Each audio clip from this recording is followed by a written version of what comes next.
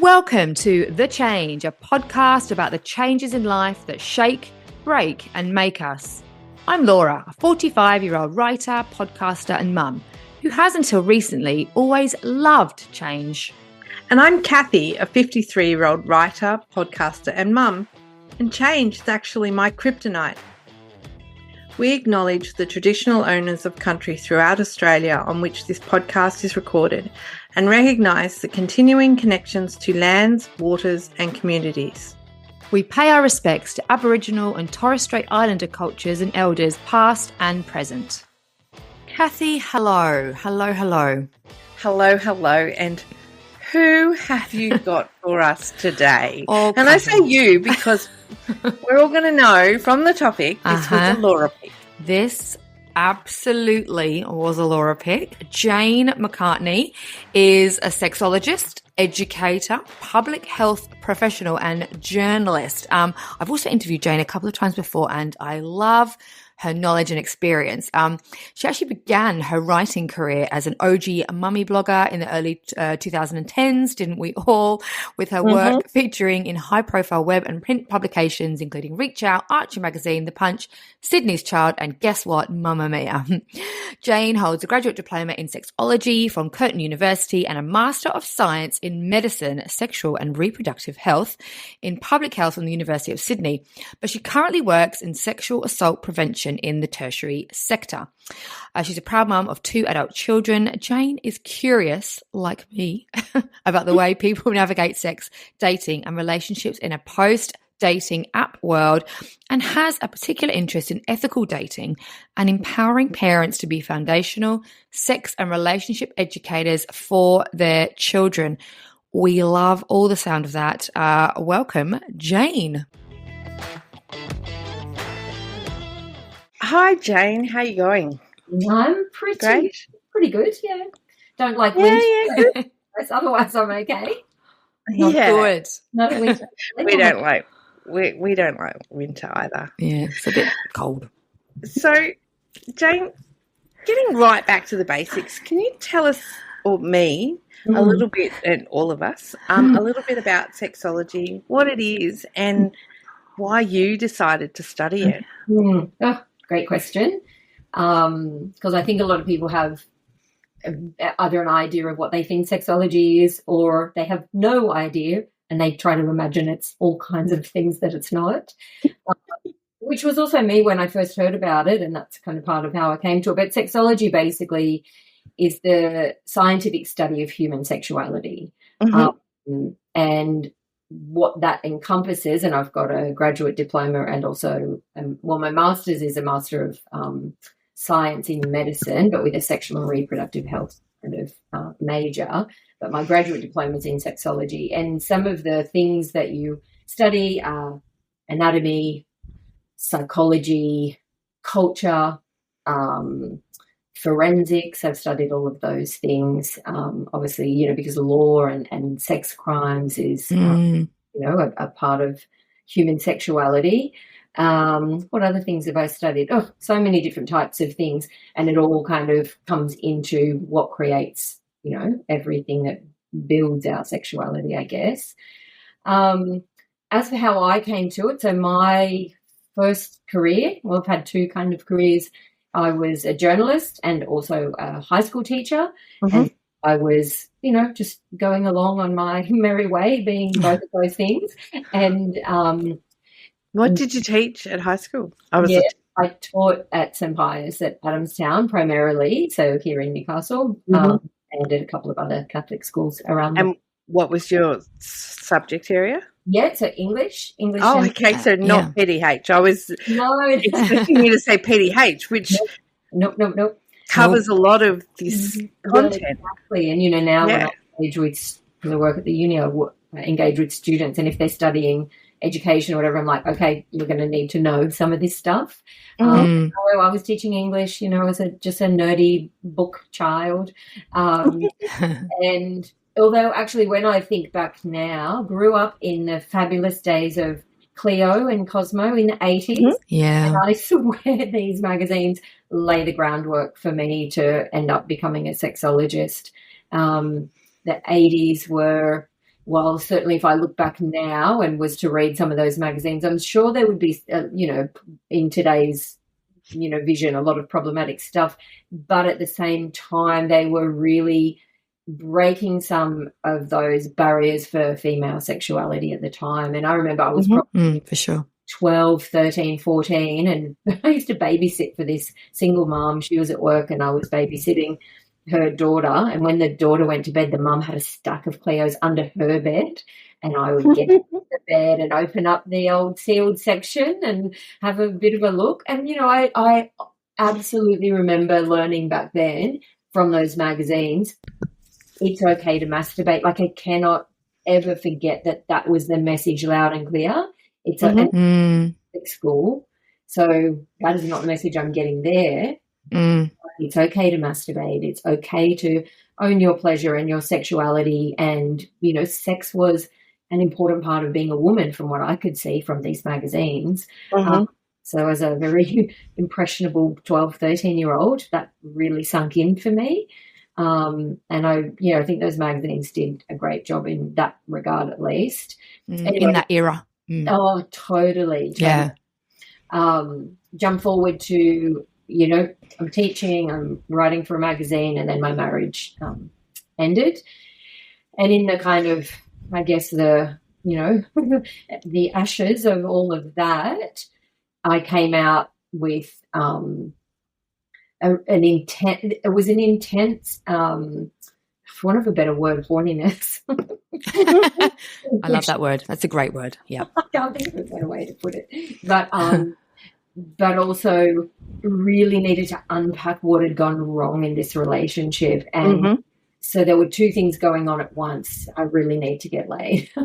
And I'd been a serial monogamist in relationships, since I was 17 years old. I'd never had time to just be. And so my best friend said to me, don't get a boyfriend, don't get in a relationship. You need time to yourself.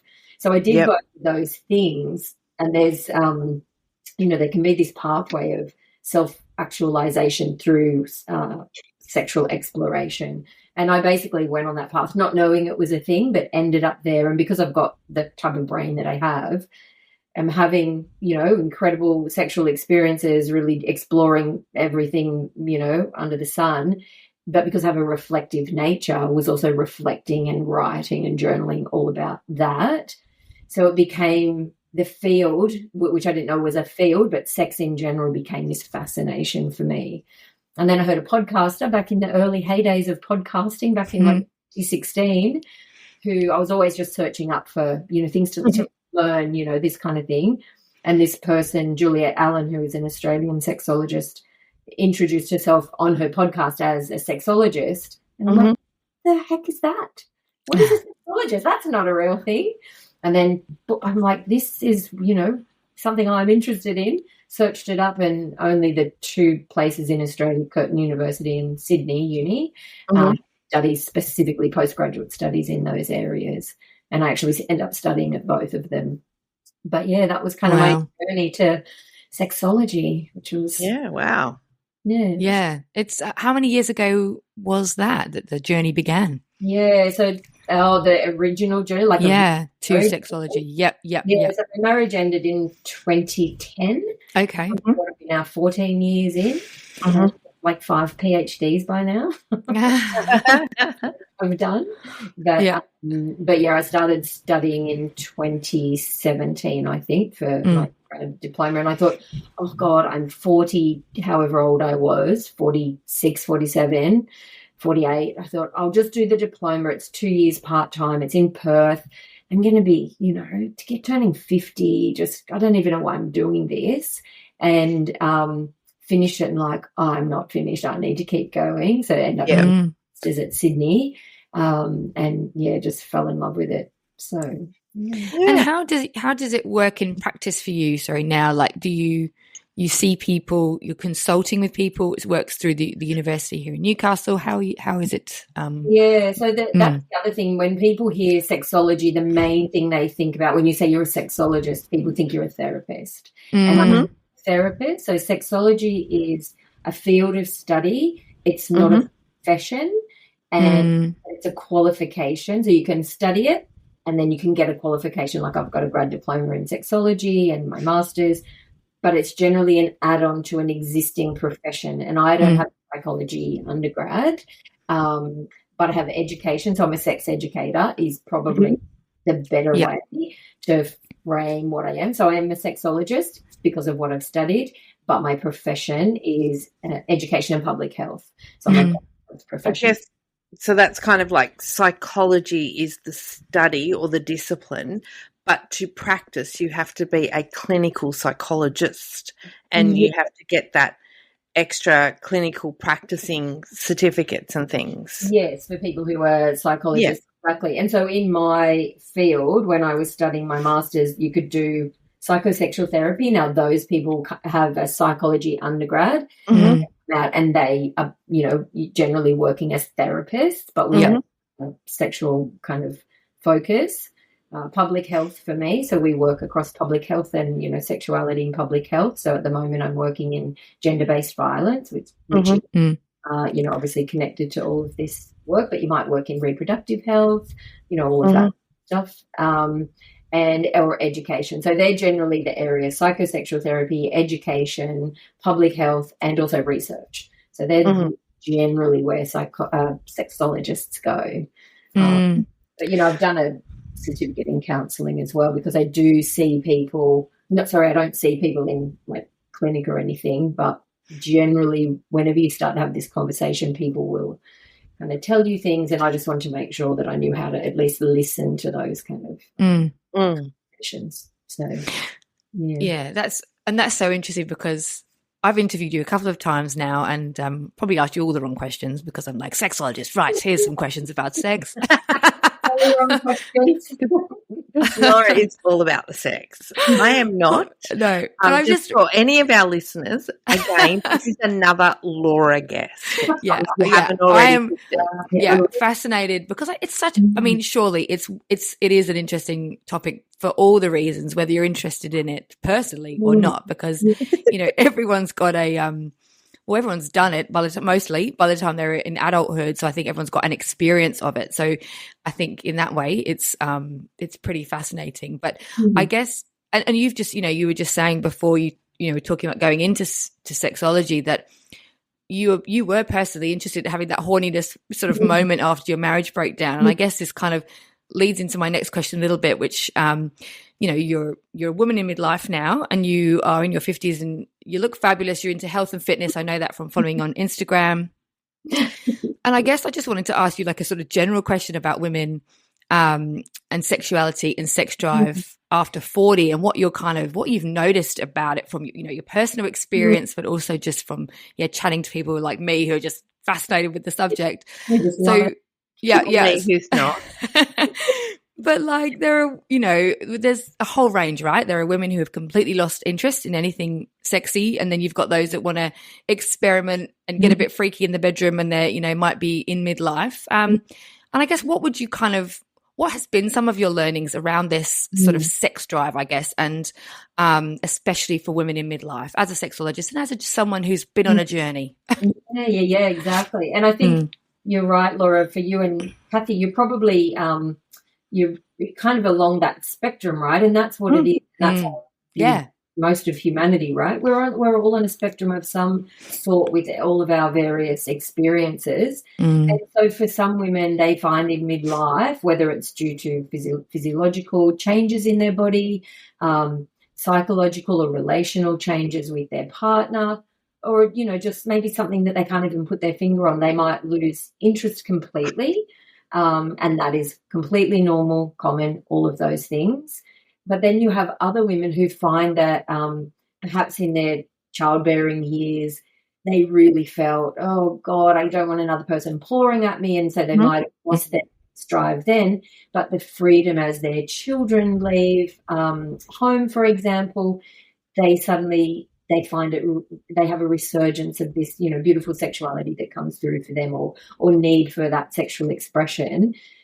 And again, it's just a spectrum and it's unique to everybody. And so, I guess for my experience, that was very much grounded in that particular experience. I think I was probably always a sexual person, but I certainly wasn't, known for being, I'm trying to think of the right language to use, but, I wasn't necessarily out there or clearly, sexuality wasn't a big part of my identity like it is now. So that was just that unique experience. And so that I explored it in a way that made me realize this is an important part of my expression, my personal expression, but that's just me. But we are in a society that, because of sex being such a key selling tool for a lot of what we do, sex is very much it has an unusual place in our society that we use it to sell things. We use it to rate things, or how sexy are you? Like that's a of your value in the market, basically, which is a really, I know, bleak way of putting it, but that is the society that we live in, this Western kind of culture that we're in. And so that can make it really hard then when your sexuality isn't a big part of your identity, because what's your value now in this highly sexualized world? And that doesn't allow for the nuance of unique and individual experiences of sexuality. And that is particularly hard then for women as they do get older, because it particularly affects women. Value is in our sexiness, around sexual value. And so as you get older, not only do you change in the way you look because aging happens, and that's not the model that we see by and large, but also if you are one of those people that desire is really not a big part of your identity, then where do you locate your value then? And that can be really, really challenging. But as I said, I have known people who have found the freedom of midlife to actually enhance their sex life as well in really profound ways. So, and that's nice to know that, it's not all over. I think there's a lot of feeling when you get into midlife that there's a lot of things that are over, and talking of an article that Kathy wrote previously about being invisible and that sense of, as we age, we do become visually or physically invisible in society. And I think I personally have definitely really only noticed that in the last couple of years, in my mid-40s, that's really starting to, I don't know. And I think because I always felt like I was never the, I don't know, smartest woman in the room, prettiest woman in the room, but I always felt like I could hold my own a little bit physically, and then now I'm like, well, who exactly am I now, that I'm older and sort of becoming this older version of myself that I'm not sure I'm all that comfortable with, and it's still a work in progress.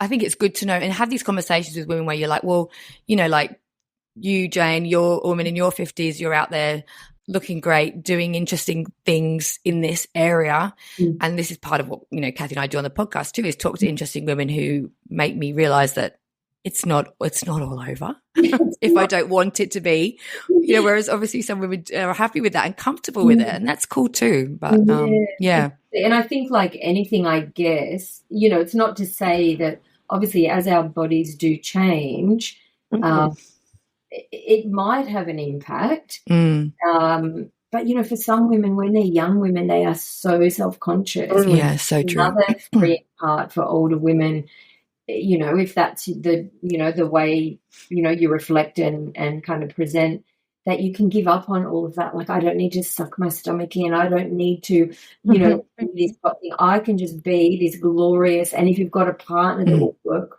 with you around that, and a bit intentionality, being intentional about that.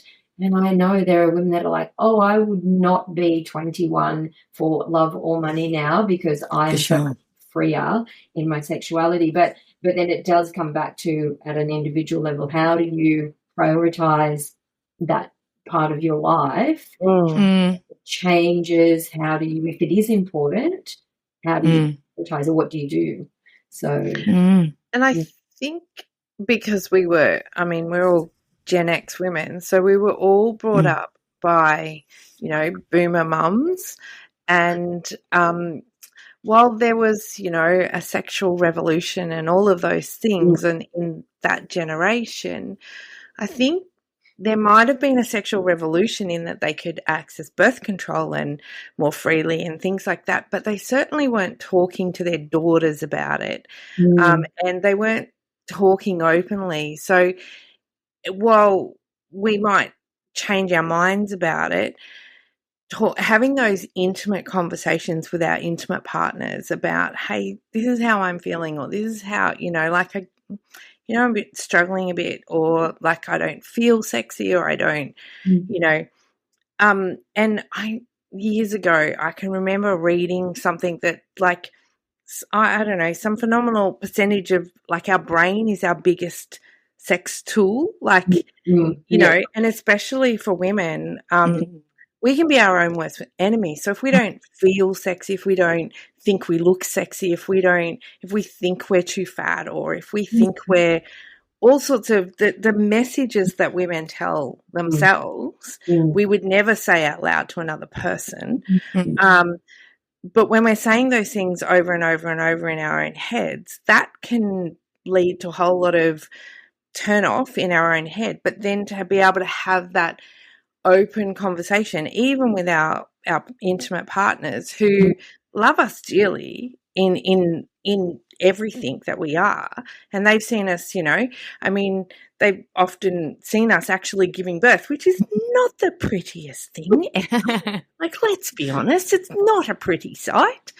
And anyone who looks at those post-birth photos of women with full face of makeup and all the rest of it, it's not like that for 99% of the rest of the world. So they've seen us in all of our worst, and yet to be able to sort of have that open conversation and go, hey, this is really, like, it's really, we still, I don't know, at least for me, I still feel like a little bit of a naughty schoolgirl going, oh, sir, have you got a rubber? When you're asking, like, when you used to ask the school teacher for, like, you meant eraser, but, like, of course, we were all being stupid because I went to a girls' school and we all thought it was hilarious to ask the teacher if he had a rubber, knowing that was another word for a condom, like. But we are the 80s. Yeah. Well, exactly. And when you think, a couple of the things that are kind of coming through in what you're saying, you think about, like, patriarchy and then the shame that's associated with sex, which generally is connected oftentimes to some religious traditions. And, not always, but that's definitely part of it. And there's a whole bunch of social and cultural kind of elements. And so that shame piece and the patriarchy that tell us that we need to look a certain way.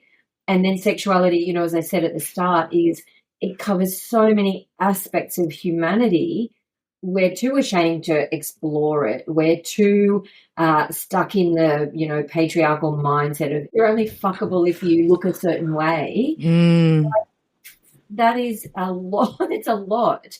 And, where do we take time to unpack that? And, I'm fortunate for me that my life sent me in that direction, that have actually spent time unpacking it in detail. But when does, just every, regular person who's not a sexologist, when do you to do that? And the intention that you can, kind of unpack some of that, or with, some support, professional support or whatever, it's possible, but it just depends. Like, life is busy. Is that a priority for you and your partners, It's so true.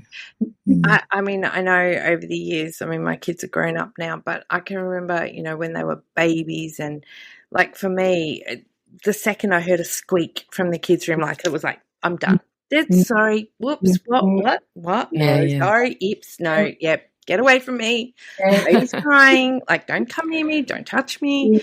And it's just really interesting that for women, we need so many of the conditions to be right. And I've also heard that women need to feel loved to want to have sex, whereas men don't really care. Like, I mean, that's obviously a very wild generalization, but it's not that, and that wasn't actually the statement.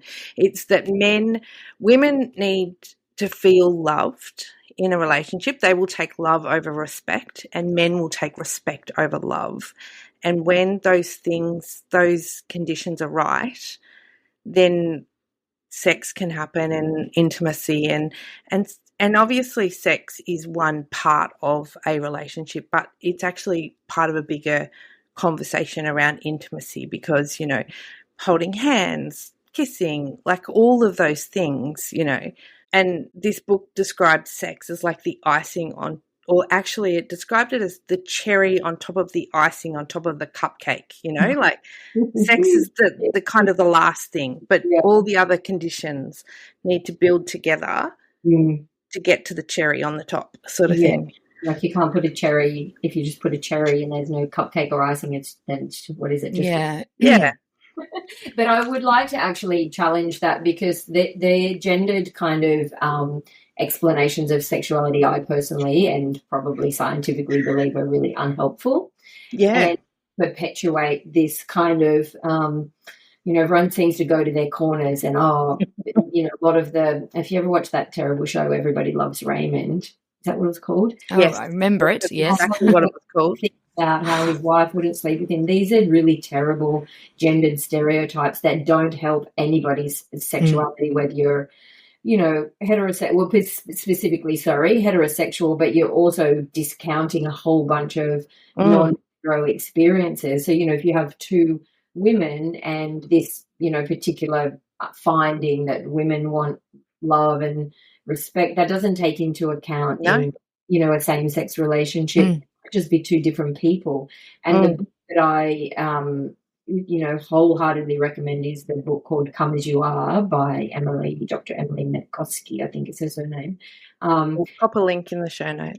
Please do, because it is incredible, and she has beautiful examples where the female in a hetero relationship is the more the person who wants more sex than the partner, and the partner really, and these are real people that have come to see this doctor, and then she'll use a same-sex example, or a polyamorous example. Like all of these, I think we need to broaden out understandings and the way we talk about sex, because as you were saying, Kathy, we have all these messages that have come into our brain, and then that affects how we then express, right? And it's so hard to unpick all of that. And so every time a child, and I don't know what gender your children are, but every time a child hears a woman or a man or anyone perpetuating any of those gendered kind of stereotypes, then they think, oh, yeah, this is how sex is. And in fact, if I can go down a quite a more serious path, the gendered stereotype that men always want more sex than women is actually, within the evidence, seen as one of the drivers of gendered violence.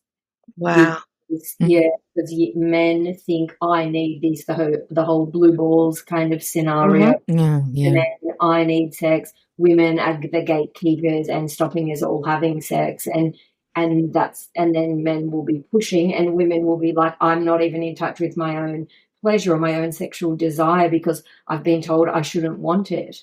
And it's so problematic. And I think we need to really undo all of those narratives in our society as a starting point. And that's where older women, I think, because yes, it's unfortunate for us, we grew up in the 80s and internalized all of that. And it's a bit shit, because, then we're still living that out in our, older lives. But we do, I think, have a responsibility to kind of learn not to pass down those things to our younger people. Well, to be totally frank, we were slut shamed. Like if we had, like if you had a boyfriend, if you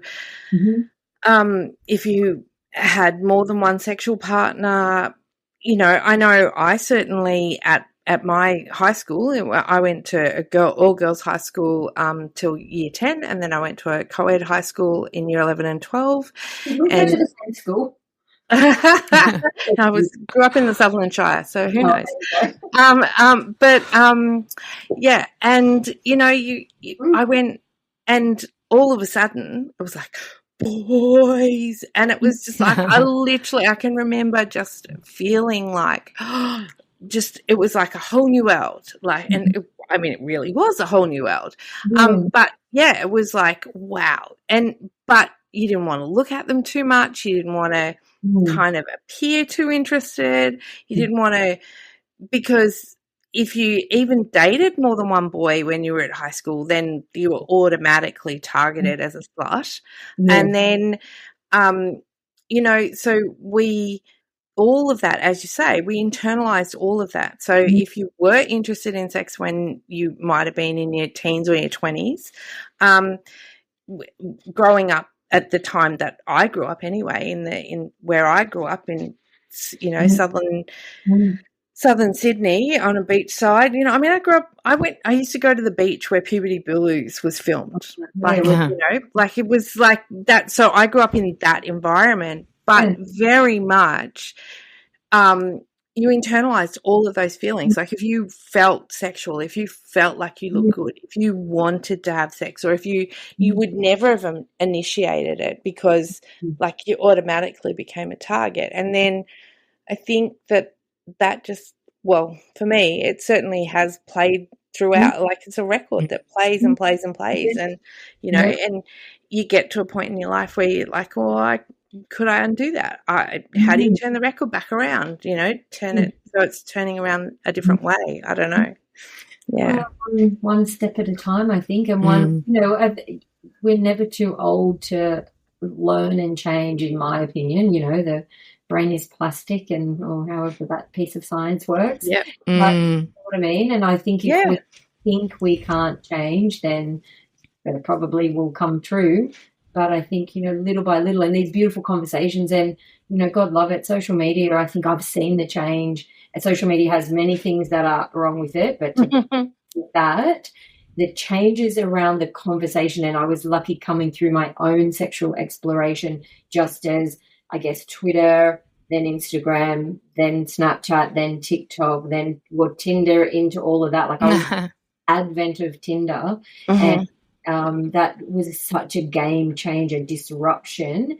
And, the conversation on social media, I have seen the culture, not enough, but we're shifting these conversations. And, I think we can all, no matter what point of life we're at, can certainly listen to some of those, the new research and the new evidence and what we learn, and just open our mind to it a little bit. It's hard to undo the messaging that's all inside, and that sometimes take work with a, sexologist, a counsellor. You work with, like, in the sex education space and the sex public health space. Yeah. So you work with a lot of empowering parents to be open and more clear communicators when it comes to sex. So what should parents, any parents who might listen to our podcast of young adults, what should they take away? Like, how can we have those, open communication? Yeah, that's such a great question, and I think it's something I want to do more of. I do a little bit of it, but it's certainly an area that I want to get more into, because I think, as we've brought, consent and respect for relationship education now into our curriculum, parents are their first teachers, right, of children. And I think, first of all, parents, you need to get comfortable with the awkwardness. That's number one. That's the one thing that I always tell. It's never going to be super. Some people are naturally more open, and that depends on their upbringing, whatever. But if you're a regular person, you feel a bit awkward, how am I going to have that conversation? Get comfortable with that feeling, and then go looking for resources. Look for really great, reputable resources. there's a great, I've never found an Australian version that's quite the same, but there's a great American website called Scarlet Teen, and it has just the most beautiful resources. So go seek out resources that are already there. And Yumi Stein's book, we've got that for our boys. Yeah. Welcome to Sex. And, welcome to Sex and Welcome to Consent. Yes, thank you, because they are amazing. They're excellent.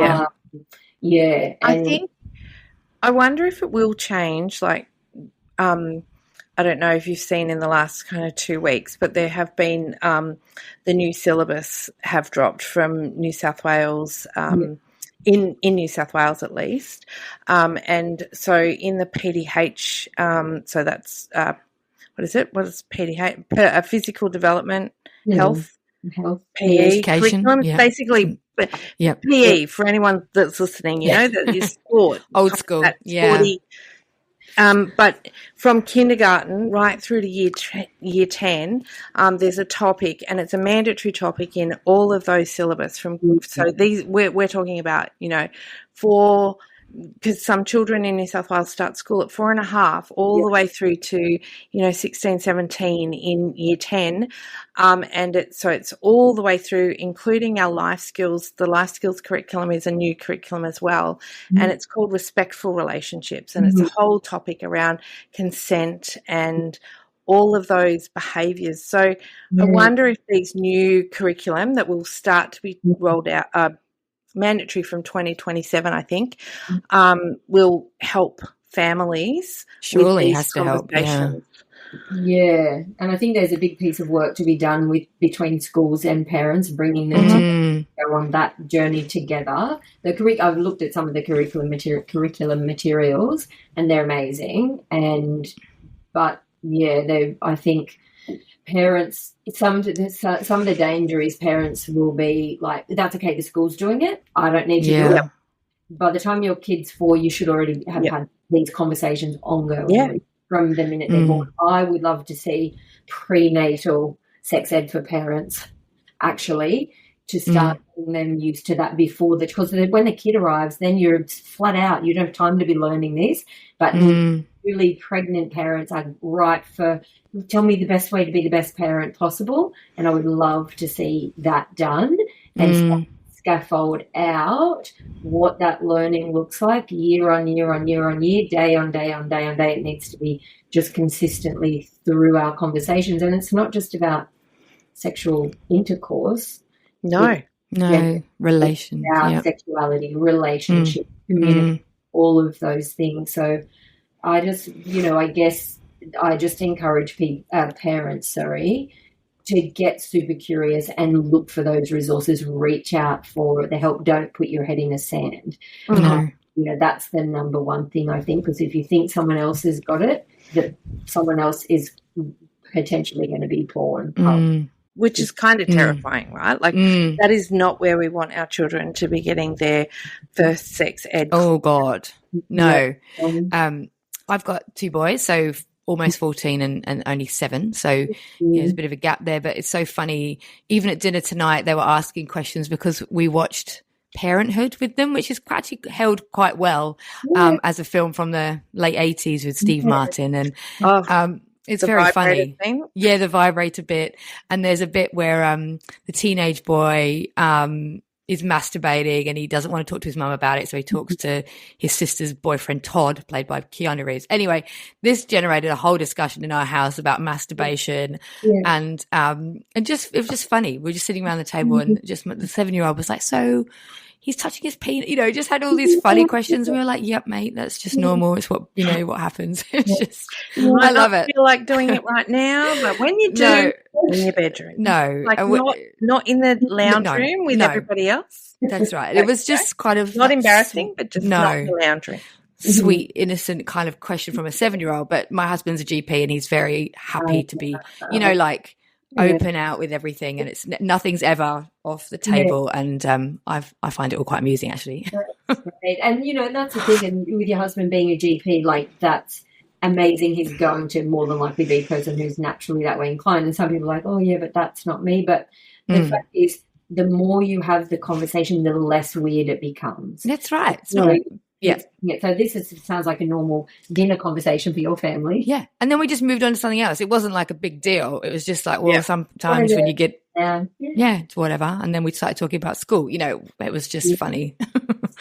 I don't know. And sometimes when you know maybe you do have to have a little bit of a tricky or awkward conversation, finding a movie like, you know, I mean, I don't think you specifically sought out Parenthood to watch for that specific reason. It's family finding movie a movie or a TV show or, you know, a theatre production or something, you know, I mean, like theatre production is very random, I know, but I recently took my daughters to see Anne Juliet. I was thinking of that one because that's great. A huge range of themes and it's just an amazing production. I loved it. Sadly, it is not in Australia anymore, but like those TV shows, all those sorts of things can open those conversations because then you can have those dinner conversations, you know, around you know, what happened in that movie. Did you know, like, and some, or maybe they don't, and they don't want to talk about it around the dinner table. So I don't know about you, Jane. I'm not sure how old your children are. I'm assuming they're sort of similar ages to mine.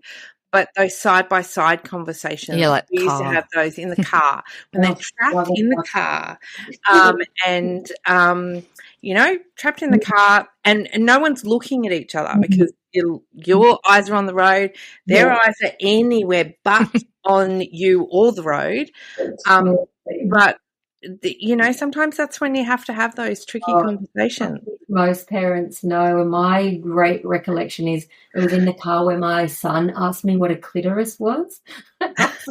God, just out of the blue one day. Oh, that's just funny. Like, I can't even remember what I said, but I just thought, oh, it's a part of the girl's body and it's the part that feels nice. My husband worked for Qantas when our son was little and he wanted to look up what a black box was and we were like, no, we won't be Googling black boxes, like no. Because the first thing that comes up is not aircraft flight recorder. I had a friend whose daughter had an assignment, I don't know, anyway, it was something to do with squirting something and a shock of their lives. Oh gosh, you've got to be careful with the old internet. There's everything on, everything's there. Are there any changes, big or small, that you would still like to make in your very interesting life? Oh, good question. I still think I dream of, you know, going to write a book in a foreign land. Oh, lovely. I know, that's probably a change. It's funny.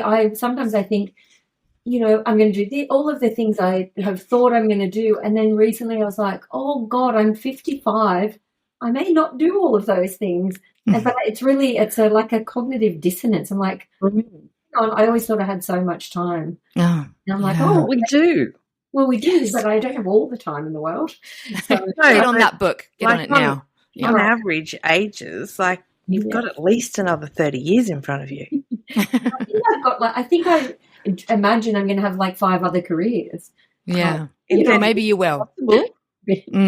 Average career is about 6 years. Yeah, you could. You could easily. Love that.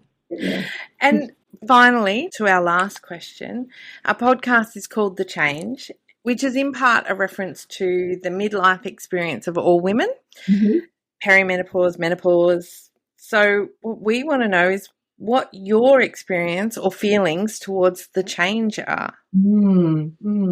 Well, I think personally I've been quite fortunate. I've had a fairly trouble-free, for want of a better word, experience. I went through menopause during COVID, which was kind of good because I was kind of hibernating and just like in my little hole, and which, you know, helped.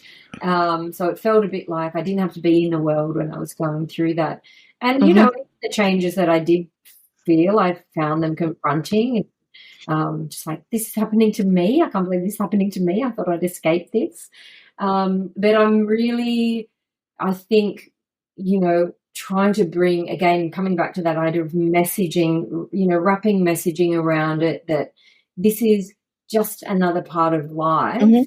And certainly we need to support women going through it, just like we should be supporting young women going through, puberty and getting their period for the first time and celebrating those moments as milestones.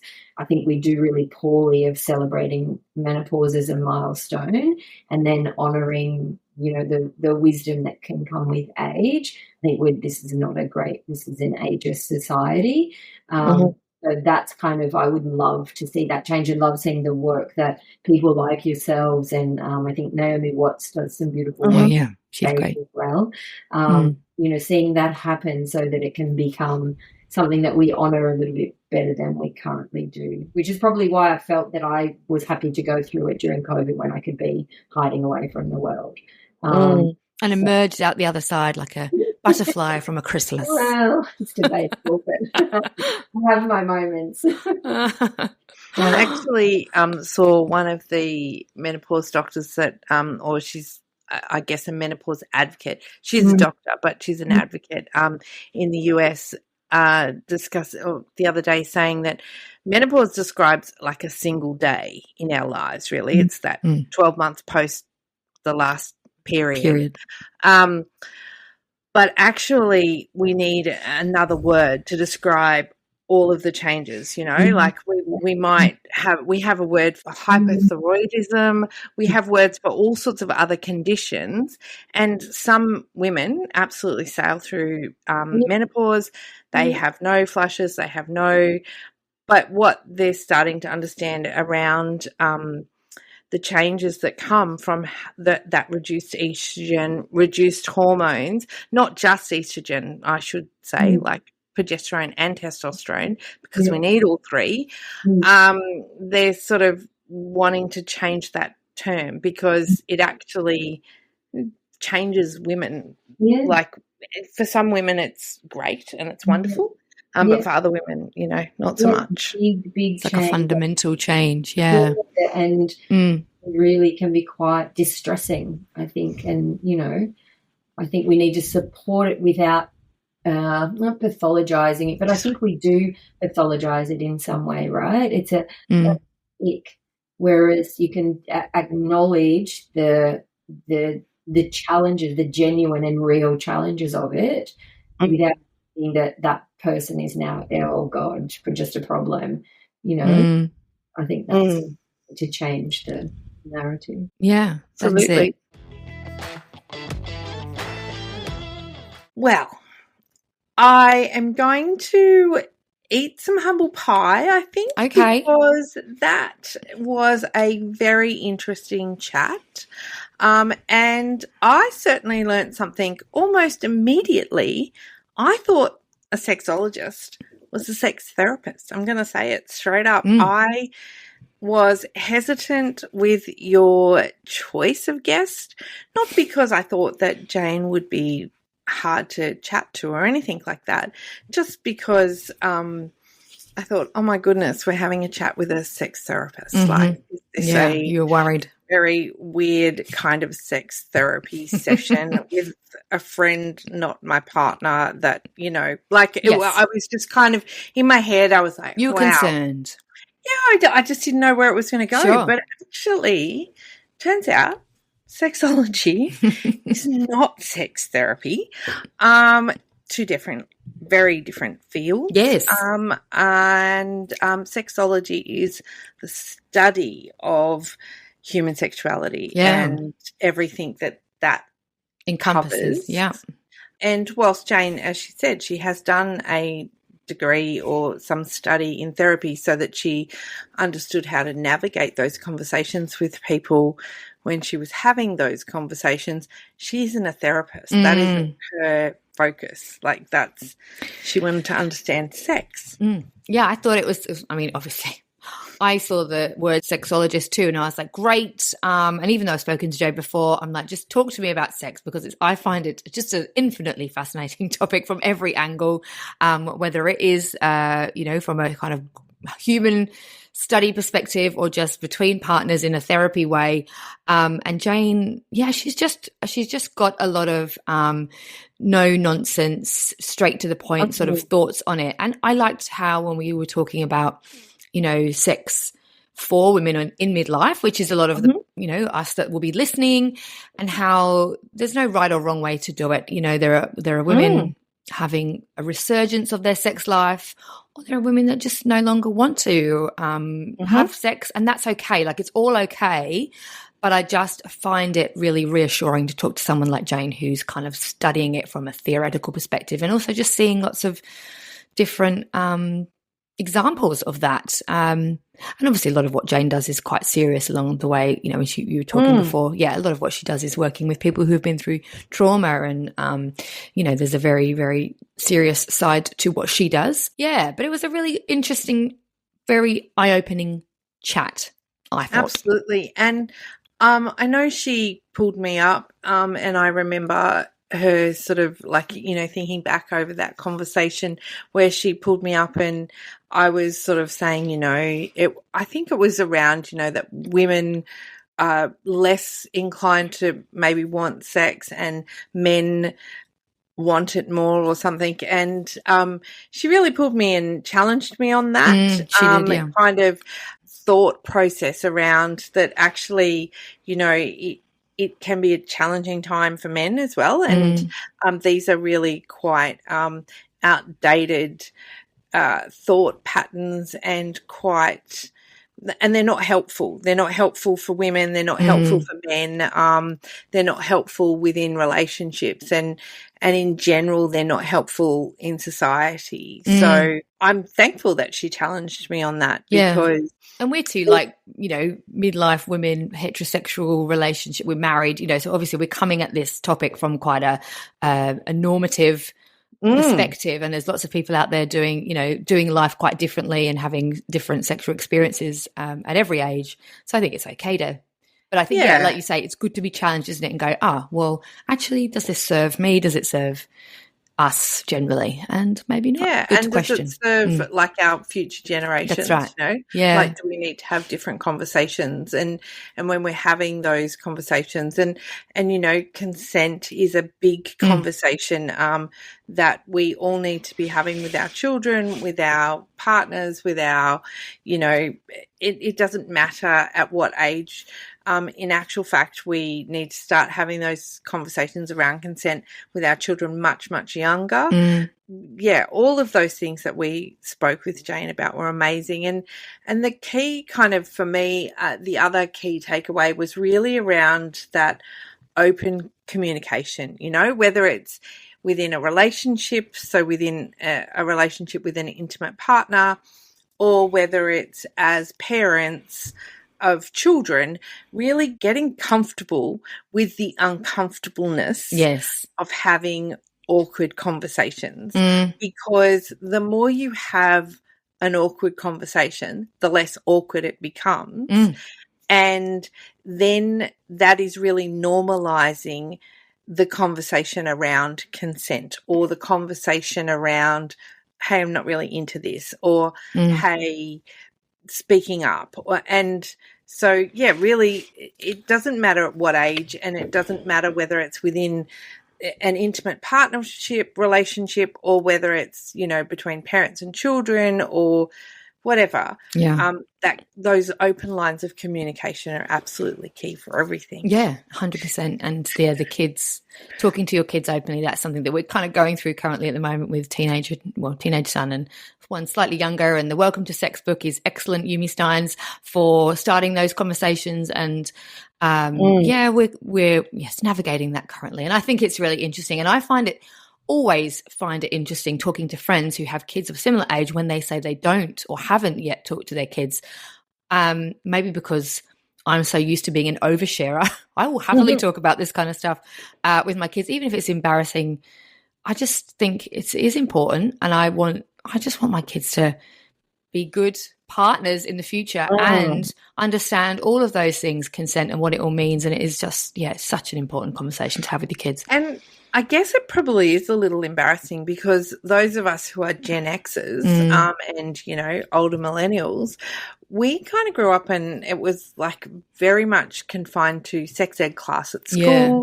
Or the Where Did I Come From book. Where do I come from? Where did I come from? And you didn't really talk about it very much with your parents. Not in detail, no. I know for me, like I grew up with Dolly Doctor, so that's where I had a lot of my information from. Magazines.